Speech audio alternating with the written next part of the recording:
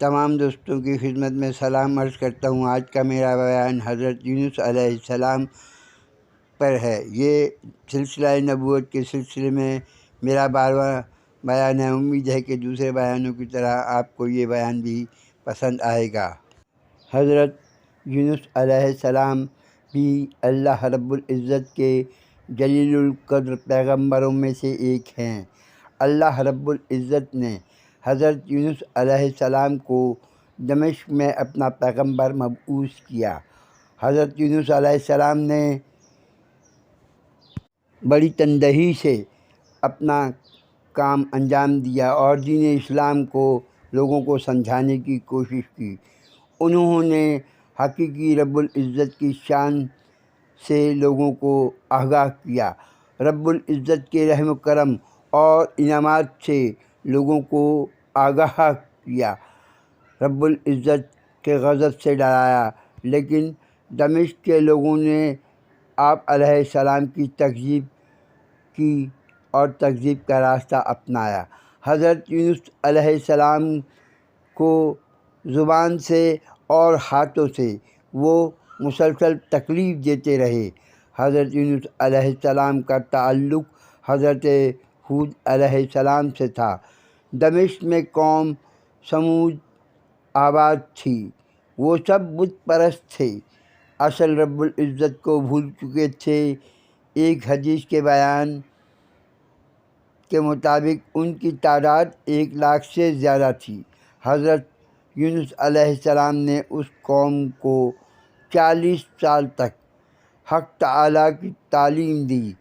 وہ اپنی قوم سے ہمیشہ کہتے تھے کہ کہو لا الہ الا اللہ، یونس علیہ السلام رسول اللہ، لیکن وہ نافرمان قوم جواب میں یہی کہتی، اے یونس علیہ السلام، آپ ہم کو ٹکڑے ٹکڑے بھی کر دیں گے تب بھی ہم کلمہ حق ادا نہیں کریں گے۔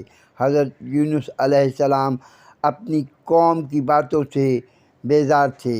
حضرت یونس علیہ السلام نے اپنی قوم کو راہ حق پر لانے کے ہر قسم کے جتن کیے۔ جب وہ قوم راست پر نہ آئی تو حضرت یونس علیہ السلام نے ان کو اللہ رب العزت کے عذاب سے آگاہ کیا، جس کے جواب میں وہ کہتے تھے، اے یونس علیہ السلام، یہ عذاب کیا ہوتا ہے، کیسا ہوتا ہے، ہم کو بھی تو دکھاؤ ذرا۔ حضرت یونس علیہ السلام نے اپنی قوم کی نافرمانی کو دیکھتے ہوئے رب العزت سے اپنی قوم پر عذاب نازل کرنے کی دعا کی۔ رب العزت کی طرف سے ندا آئی، اے یونس علیہ السلام، اپنی قوم کے لیے اتنی جلدی بد دعا نہ کر۔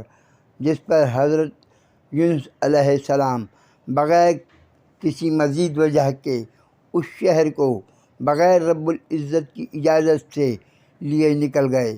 راستے میں ایک ندی آئی، بڑے بیٹے کو ندی کے کنارے چھوڑا، چھوٹے بیٹے کو کندھے پہ اٹھایا اور اپنی عورت کا ہاتھ پکڑ کے ندی میں پہنچے تو ندی میں طغیانی آئی، جس سے عورت کا ہاتھ چھوٹ گیا اور وہ ندی میں جا گری۔ بیٹا جو کہ کاندھے پہ تھا وہ بھی پھسل کے ندی میں جا گرا۔ ندی سے واپس باہر نکلے تو کیا دیکھتے ہیں کہ جس بیٹے کو انہوں نے ندی کے کنارے چھوڑا تھا اس کو بھیڑیا کھا رہا ہے۔ اسی وقت حضرت یونس علیہ السلام کو رب العزت کا حکم ہوا کہ شہر پہنچو اور رب العزت کا پیغام پھیلاؤ۔ حضرت یونس علیہ السلام شہر پہنچے تو شہر کے سرداروں سے ملے، ان کو رب العزت کا پیغام پہنچایا۔ تمام شہر کے سرداروں نے حضرت یونس علیہ السلام کا خوب مذاق اڑایا۔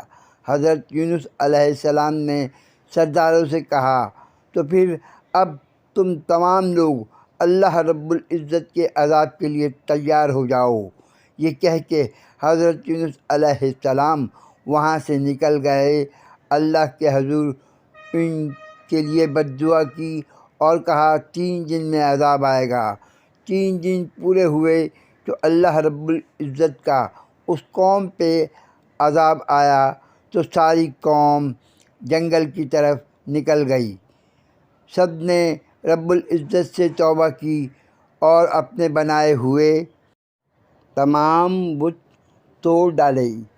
اس وجہ سے رب العزت کا عذاب ان سے ٹل گیا۔ شیطان لعین نے انسانی روپ میں آ کے حضرت یونس علیہ السلام سے کہا، آپ تو کہتے تھے کہ 3 دن بعد اللہ رب العزت کا عذاب آئے گا، لیکن یہاں تو سب شہر والے اچھے بھلے ہیں، کسی کو کوئی نقصان ہی نہیں پہنچا ہے۔ یہ سن کے حضرت یونس علیہ السلام نے دل پر بوجھ محسوس کیا اور سوچا، اللہ رب العزت نے میری قوم کے سامنے مجھ کو رسوا کیا۔ حضرت یونس علیہ السلام نے تحقیق نہ کی کہ اصل ماجرا کیا ہے۔ دل پر بوجھ لیے ایک کشتی پہ سوار ہو گئے۔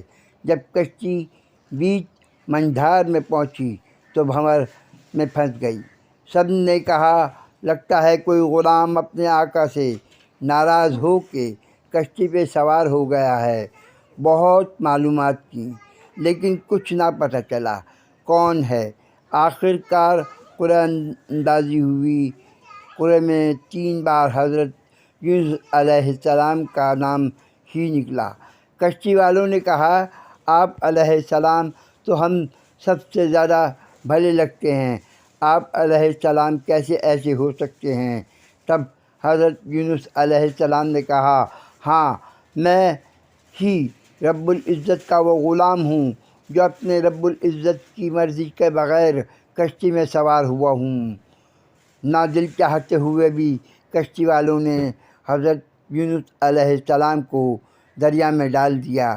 اسی وقت رب العزت کا حکم ہوا اور ایک بہت بڑی مچھلی نے حضرت یونس علیہ السلام کو نگل لیا۔ مچھلی کو حکم تھا کہ اے مچھلی، تو حضرت یونس علیہ السلام کو نگل لے اور ان کو رتی برابر بھی نقصان نہ پہنچانا۔ مچھلی نے حضرت یونس علیہ السلام کو جب سالم نگل لیا تو اندر صرف اندھیرا تھا۔ حضرت یونس علیہ السلام نے جان لیا یہ سب کچھ رب العزت کی ناراضگی کی وجہ سے ہوا ہے۔ حضرت یونس علیہ السلام رب العزت کی عبادت میں کے بہت شوقین تھے، تو انہوں نے مچھلی کے پیٹ میں ہی اپنے رب العزت کی عبادت ان لفظوں میں شروع کر دی، لا الہ الا انت سبحانک انی کنت من الظالمین۔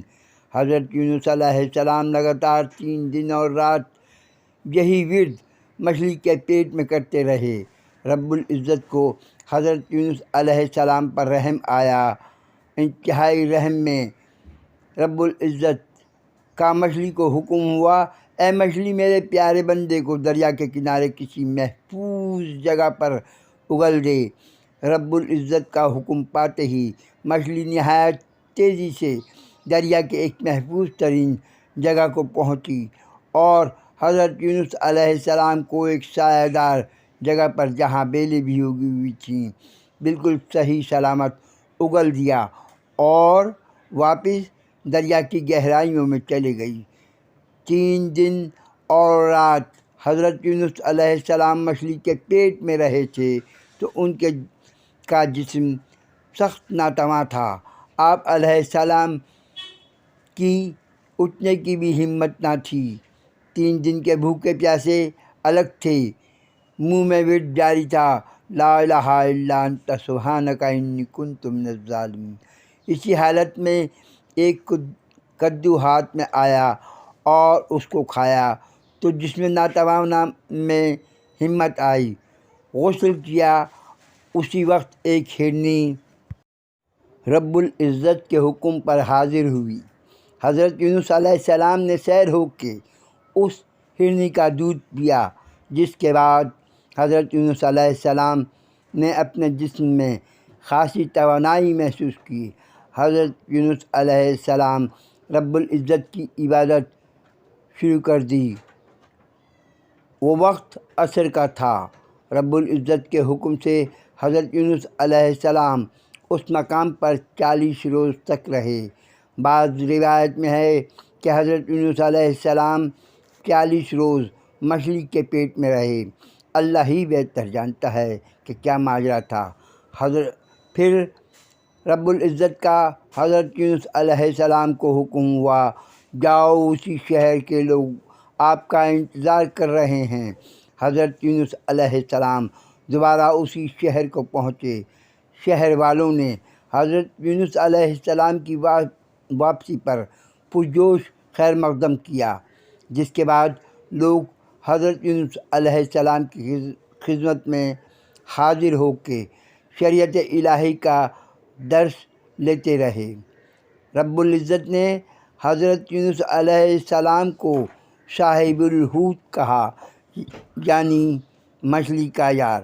حضرت یونس علیہ السلام جس کے بعد اپنی قوم کو 31 برس تک تبلیغ کرتے رہے، جس کے بعد حضرت یونس علیہ السلام کا انتقال ہو گیا اور وہ وہیں تدفین کر دیے گئے۔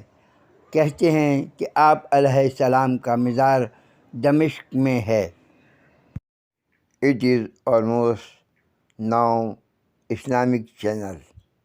Kindly subscribe, like, share my channel Latifa Khan.